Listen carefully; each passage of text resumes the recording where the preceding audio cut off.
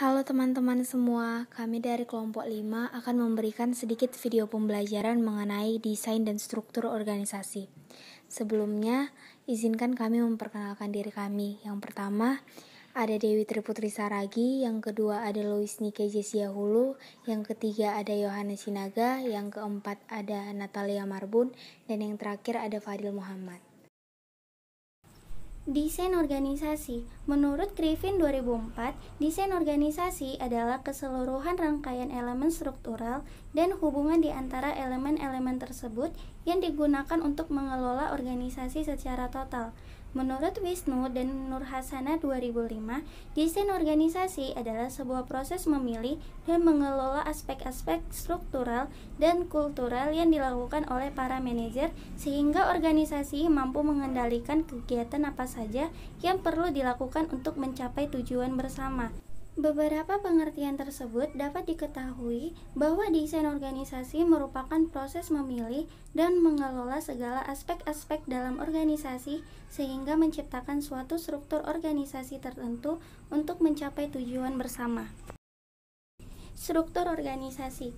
Menurut Robbins dan Coulter, struktur organisasi ialah sebuah kerangka kerja formal organisasi yang dengan perangkat kerja itu tugas-tugas pekerjaan dibagi-bagi, dikelompokkan, dan dikoordinasikan. Menurut Delianggi, struktur organisasi yaitu kerangka yang mewujudkan pola tetap dari hubungan-hubungan di antara bidang-bidang kerja maupun orang-orang yang menunjukkan kedudukan dan peranan masing-masing dalam kebutuhan kerjasama.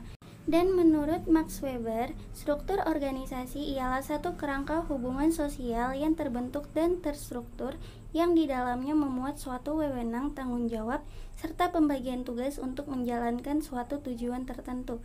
Jadi, sistem organisasi adalah sistem yang digunakan untuk mendefinisikan hierarki dalam suatu organisasi.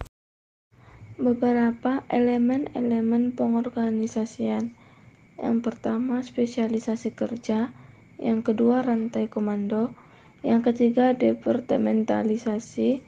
Yang keempat, rentang pengendalian. Dan yang kelima, sentralisasi dan desentralisasi. Desain organisasi tradisional. Ketika merancang sebuah struktur, manajer bisa memilih salah satu dari desain-desain organisasi tradisional. Struktur ini cenderung bersifat mekanistik. Yang pertama, struktur simpel. Sebagian besar perusahaan merintis kewirausahaannya dengan menggunakan struktur simpel, yakni desain organisasi dengan departementalisasi rendah, rentang pengendalian yang luas, wewenang yang tersentralisasi pada satu orang, dan sedikitnya formalisasi. Akan tetapi, dengan demikian banyaknya pekerja, kebanyakan perusahaan beralih dari struktur simpel ini. Struktur perusahaan kemudian berubah menjadi lebih terspesialisasi dan terformalisasi. Yang kedua, struktur fungsional merupakan desain organisasi yang mengelompokkan keahlian pekerjaan yang serupa atau terkait. Anda bisa membayangkan struktur ini sebagai departementalisasi fungsional yang diterapkan pada seluruh bagian organisasi. Lalu yang terakhir ada struktur divisional, merupakan struktur organisasi yang terdiri dari unit-unit atau divisi bisnis yang terpisah. Dalam struktur ini, setiap divisi memiliki otonomi terbatas, dengan seorang manajer divisi yang memiliki wewenang atas unitnya dan bertanggung jawab atas kinerja unit tersebut.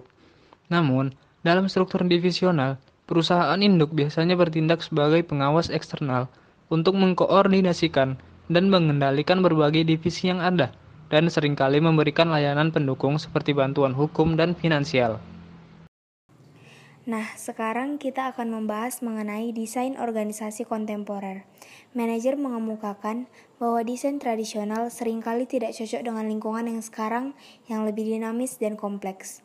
Justru, organisasi harus lebih ramping, fleksibel, dan inovatif. Atau kata lain, organisasi harus lebih organik. Struktur dalam desain organisasi kontemporer ada 1. Struktur tim, 2. Struktur matriks dan proyek, 3. Organisasi tanpa batas, dan 4. Suatu organisasi yang maya. Tantangan desain organisasi. Ketika manajer mencari tahu desain organisasi yang paling layak untuk mendukung dan memfasilitasi pekerja agar bisa melakukan pekerjaan mereka secara lebih efisien dan efektif, mereka harus menghadapi berbagai tantangan. Yang pertama, menjaga para pekerja yang tersebar dan bermobilitas tinggi agar tetap terhubung dengan organisasi. Kedua, tim kerja yang diberdayakan cenderung menjadi ciri khas utama dari desain struktur organisasi pembelajaran. Yang ketiga, elemen-elemen desain struktural lainnya bisa jadi juga terpengaruh oleh adanya perbedaan budaya. Demikian video pembelajaran yang dapat kami sampaikan. Apabila ada kesalahan kata maupun kalimat, mohon dimaafkan. Kami ucapkan terima kasih.